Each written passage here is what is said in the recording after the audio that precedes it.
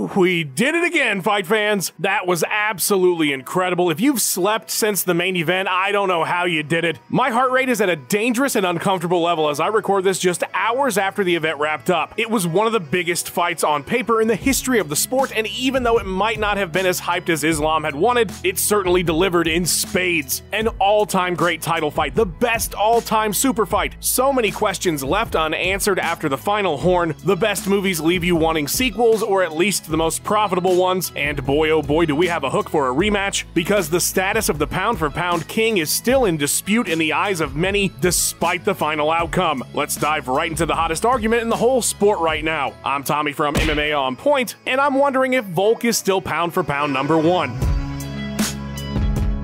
Before we answer that question, though, let's run down 284 so we're all aware of what happened in case you missed it. Islam Makhachev inched out a UD victory over Alexander Volkanovski in an instant classic to retain the lightweight title. Yair Rodriguez earned interim featherweight gold with a second-round triangle of Josh Emmett. Jack Della Maddalena put away Randy Brown in under 3 minutes. Justin Tafa walk-off KO'd Parker Porter, Hunto would be proud, and Jimmy Crute and Alonzo Minifield surprisingly fought to a majority draw. The prelims had some decent action here and there, but didn't really light my fire too much, to be honest. That's okay though, the main event more than made up for that. Alright, so now that we know what happened, let's do some math and run those numbers. UFC 284 saw 13 fights with 2 KO TKOs, 4 subs, 7 decisions, for a total cage time of 2 hours 21 minutes 23 seconds. The event marked just the second time the UFC has ever been to Perth. The first was UFC 221 and Volk was on the prelims, how about that? The fallout on the betting side of things, 3 dogs, 9 faves, 1 pick'em. Yair via second round sub was plus 4,000. Man, I wish I had a time machine. Props to Michael Carroll on Twitter for this stat about Volk's average significant strike rate versus the rate against Islam, much lower. That was still enough to land the most significant strikes absorbed by Makhachev in any fight in his career, though. Islam's control time of 7:37 is by far the most Alex has ever had to deal with in any of his bouts, and the 4 takedowns were the most on the grade as well. What I'm trying to say is that the stats went both ways in a lot of ways in this title fight. Wonder why it's so in dispute. Yair Rodriguez and Jack Della got their first ever UFC submission wins, earning them both our Blue Belt award. They're moving up in the ranks. I know Jack's a brown belt, but let's have some fun. Speaking of fun Justin Tafa fact, he's never won a fight in his MMA career that wasn't a knockout, earning him our Swing Away Merrill award. And Alonzo Minifield becomes only the 3rd fighter in UFC history to score 2 or more knockdowns in a fight that went to a draw. But the stats are largely just for fun. Let's talk about what really happened. Okay, so the big question. Is Volk still the number 1 pound-for-pound fighter in the world? The answer, as you can imagine, is complicated and will likely be disputed, but let's talk it over anyway. Who would have thought that that would still be a question when we hopped into this thing however many months ago this got announced? I figured we'd get a definitive answer either way by the end, and let's all be honest with ourselves, most assumed that Islam was going to run right through the Aussie champ, truly Khabib reborn, but that is not what we got. We got a very competitive fight. We got an instant classic bound for the Hall of Fame, and maybe it was the crowd, which by the way, one of the loudest and most awesome crowds I have ever seen, and I'm an old man who's watched way too much MMA. There were 14,000 people there. That is not a lot. It's really not, but they were incredible. The crowd from Brazil last pay-per-view should be even more ashamed of themselves in retrospect after last night. Perth, you are